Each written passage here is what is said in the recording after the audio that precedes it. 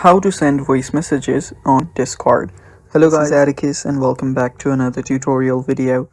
In today's video, I'm going to teach you how you can send voice messages on Discord. So before we begin, if you guys are new to our channel, head down below and hit the subscribe button so you don't miss out on our future videos. Also, press the bell icon so you get notified when we release our new videos.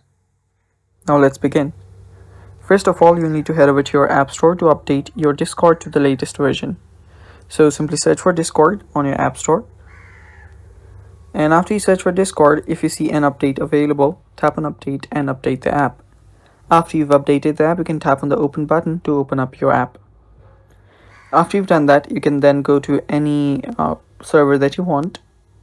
Go to any text channel, and right here you will find a voice button right on the bottom right corner.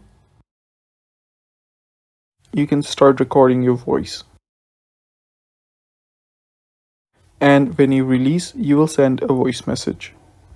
And yeah, it's that simple, and that's how you send a voice message on Discord. And that's basically it for today's video. Thanks for watching. Stay tuned for more upcoming videos, and bye bye. Take care.